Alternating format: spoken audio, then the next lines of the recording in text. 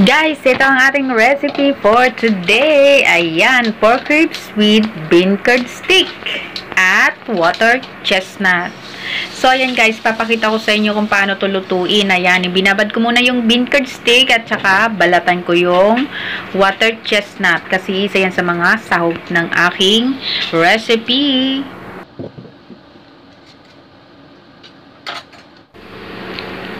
Ayan guys, magisa na tayo ng sibuyas at saka luya. Huwag na natin itong patagalin para mabilis ang ating recipe.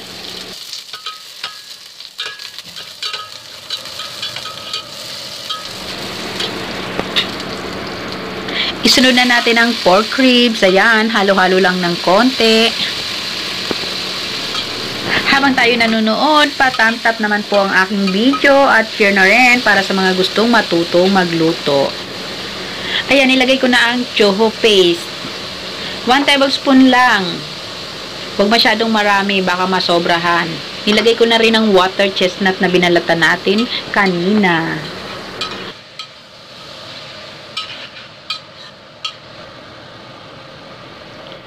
Mag-add tayo ng brown sugar. Pwede rin yung rock sugar ang gamitin nyo, ano. Ayan, at saka Shaoxing wine. Yung cooking wine yan, guys. 1 teaspoon lang.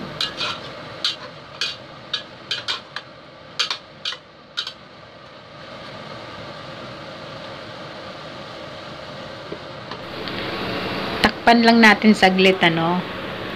Ayun, tingnan natin kung medyo luto na siya. Ay, hindi pa yan masyadong luto kaya nag-add uli ako ng tubig para i-boil natin ng maigi. Ayan, takpan. Tapos, nang maluto na, ayan, luto na yan guys. Pag luto na, pwede nyo nang i-add ang bean curd stick.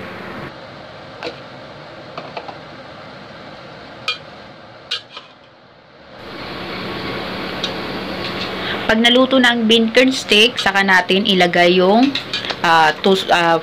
stalk of lettuce. Ayan, kailangan lang natin ilutuin yung bean curd stick.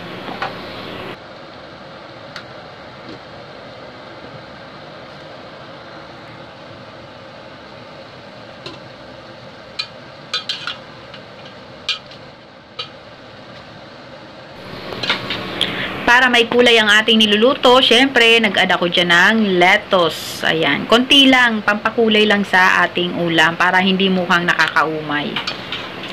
Anyway, yung water chestnut medyo matamis-tamis kaya masarap siya. Ayan guys, tapos na yan. Thank you for watching guys. Abangan nyo uli ang aking mga susunod na recipe. See you next time. Bye!